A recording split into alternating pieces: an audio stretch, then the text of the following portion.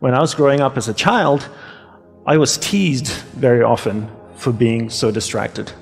Teased for being distracted, teased for not being able to concentrate.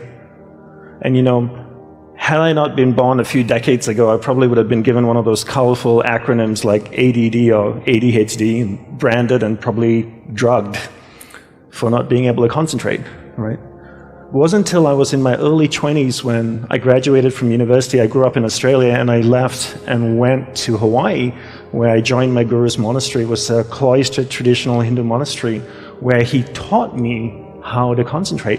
And that's really what I want you to keep in mind, this concept of being taught how to concentrate. It's in my humble opinion that most people can't concentrate today for two reasons. One is we're never taught how to concentrate, and second is we don't practice concentration, right? So how can you do something if you're never taught how to do it?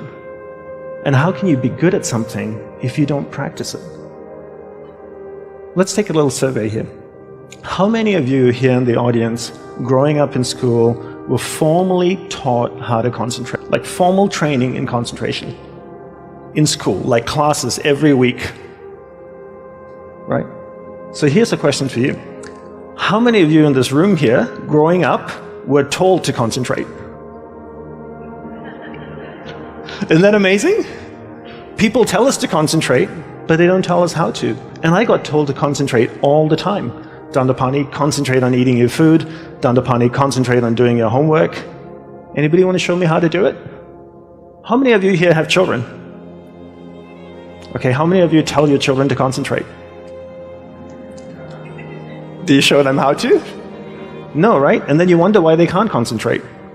You can't expect somebody to do something if you don't teach them how to do it. And then if they want to be good at it, they have to practice it, right?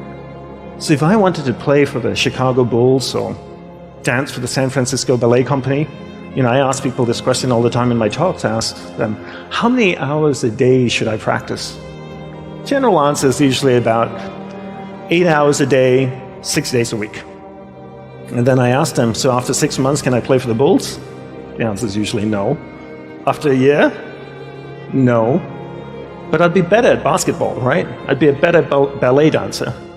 So imagine if you practice distraction 8 hours a day, 6 days a week. What would you be good at after 6 months? Distraction. After a year, you'd be really good at distraction.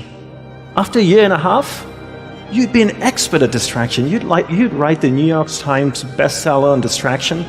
TEDx would invite you to come and give a keynote on distraction.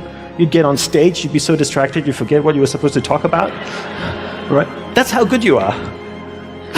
All right? But the truth is, we don't practice distraction 8 hours a day, 6 days a week. The truth is, we probably practice it more like 16 hours a day, 7 days a week. The average person sleeps, 7 to 8 hours, to say, roughly. So we're awake for about 16 hours of the day. Let's just say on average, we're practicing it 13 hours a day, 7 days a week, distraction. And then you wonder why you're so good at it. That's the law of practice. The law of practice is that we become good at whatever it is we practice. Whether it's positive or negative, it doesn't matter. If you practice something over and over and over again, you become really good at it. And that's why people are so good at distraction, because it's what they practice. Why aren't people good at concentration? Because they never taught it and they never practice it. They don't need to be drugged. They just need to be taught how to do it. Children don't need to be drugged. They just need to be taught how to concentrate. And then they need to practice it, just like anything else, to become a good tennis player, to become a good dancer, the performer, anything. Practice, practice, practice. And then people say things like, technology are great distractors, right? Smartphones. Oh, I have this thing so distracting, my smartphone. The internet. Are they distractors? I'd like to say no first, and then yes. But mostly no. So technology in itself is not a bad thing. It's actually a beautiful thing, as long as we're in charge of it. But if every time your iPhone beeps or makes a sound and you turn to it and you go, yes, master, how can I serve you today? Then you live in that world of distraction. It's training you to be distracted. But if you actually use technology then technology is not a bad thing. When I say yes earlier, that technology can be distracting, there are some aspects of technology that can be distracting. For example, in the Mac you have notifications that drop down. But that's as easy as clicking on it and turning it off. Turning off those notifications and not responding, but choosing what you want to engage with. Right? So technology in itself is not a bad thing. The question is, do we choose to engage in it or not? So how do we become good at concentrating? We start by understanding the mind.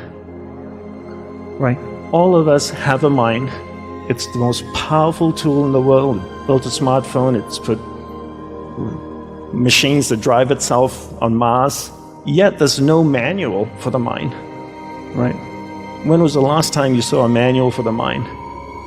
Yet you buy a point-and-shoot camera whose only purpose and duty is to point and shoot. It comes with a 100-page manual. Right? Yet we have the most complex tool in the world, our mind, and there's no manual. So the first thing I learned when I went to the monastery was to learn how the mind works. Because once you know how the mind works, you can control it, and once you can control it, you can focus it. You can't focus or concentrate something you don't understand. So how does the mind work? From the monk's perspective, from the monk's experience of the mind, there's two things that you need to understand. One is there's awareness, and one is the mind. So I'll take a few moments to explain this to you and share what they are. So imagine awareness as a glowing ball of light, like an orb that can float around. Okay, so that's awareness. Now imagine your mind as a vast space, vast area with many different sections within it. One area of the mind is anger, jealousy, food, sex, happiness, joy, science, art. And this glowing ball of light called awareness can travel within the mind, and it can go to any area of the mind it wants to go to. And when it goes to a particular area of the mind, it lights up that area.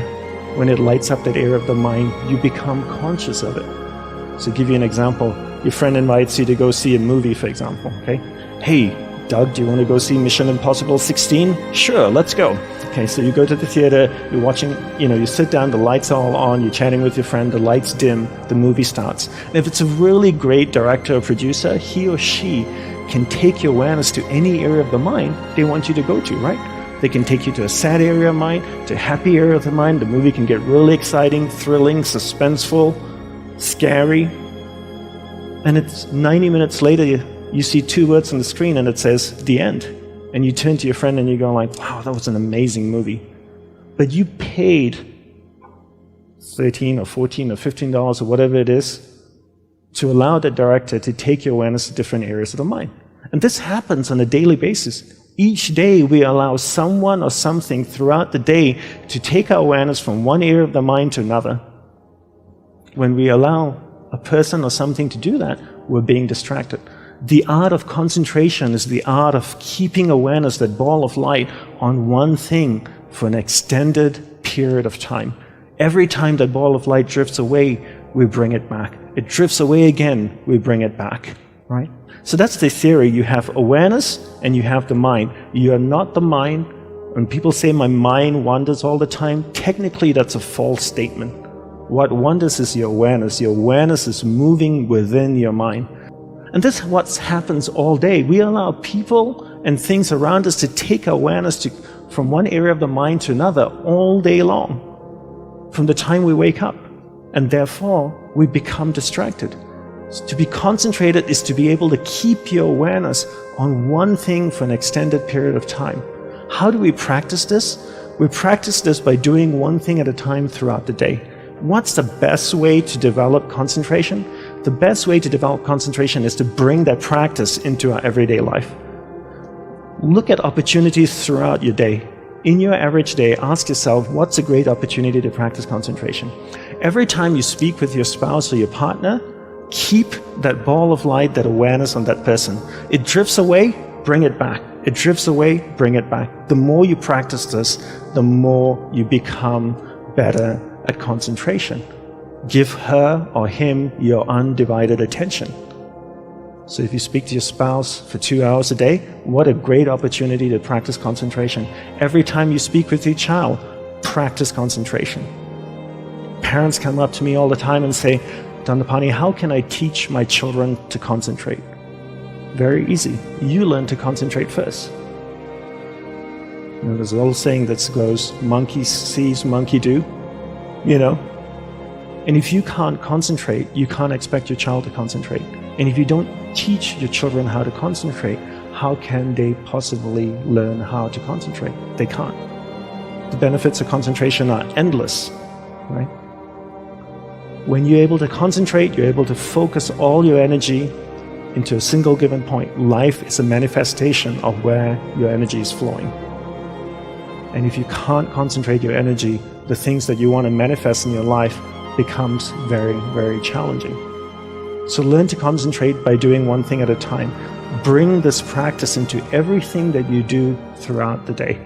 Make it a part of your life. Practice, practice, practice. Keep bringing awareness back and keep it focused on one thing at a time.